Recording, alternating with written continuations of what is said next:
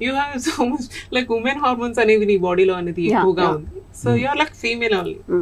Then I got to know like yeah I'm a female now. Like నేను కూడా surgery చేయించుకోవాలి and నేను అప్పుడు I will become a women అని చెప్పేసి నాకు నేను అనుకోను. అండ్ నా డెసిషన్ నేను తీసుకున్నాను అండ్ నేను ఒక స్టెప్ ముందుకు చాలా డేర్ చేసి ఒక స్టెప్ ముందుకు వేసాను because I came from very big family.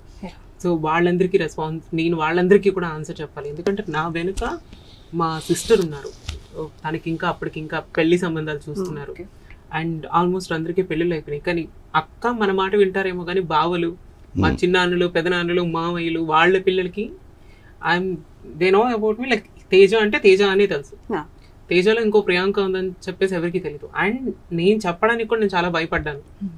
So ఆ టైంలో నేను ఇంకా లేదు, నన్ను నేను మోసం చేసుకోకూడదు, ఉంటే జెన్యూన్గా ఉండు లేదంటే చచ్చిపో, అంతకుమించి వేరే దారలేదు.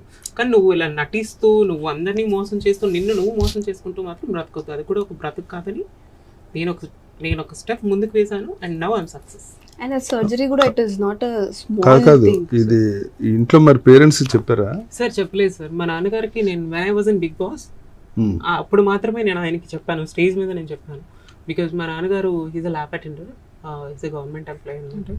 సో స్టూడెంట్స్కి ప్రాక్టికల్స్ చేయిస్తూ ఉంటే కొన్ని యాసిడ్స్ ద్వారా ఆయనకి ఐస్ అనేవి పూర్తిగా బ్లైండ్ అయిపోయారు ఆయన.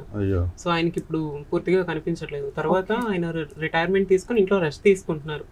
మా ఫ్యామిలీకి తెలిసిపోయింది అండ్ మా రిలేషన్స్కి తెలుసు, మా ఊరంతా తెలుసు.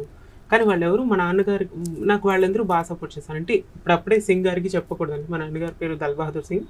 సో ఊర్లో అందరూ సింగు అంటూ ఉంటారు అనమాట. సో సింగ్ గారికి ఇప్పుడప్పుడే ఎవరు చెప్పకండి, తను తెలిసినప్పుడే. అండ్ నేను సర్జరీ అయిన ఒక 3-4 yearsకి నేను బిగ్ బాస్లోకి వెళ్ళడం కూడా జరిగింది అనమాట. 4 to 5 years నేను వెళ్ళడం జరిగింది.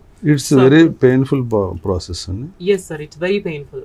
లైక్ ఒక 10 మంది పిల్లలు ఒకేసారి పుడితే వాళ్ళకి ఆ పెయిన్ ఎలా ఉంటుందో అంత పెయిన్ ఉంటుంది ఆల్మోస్ట్.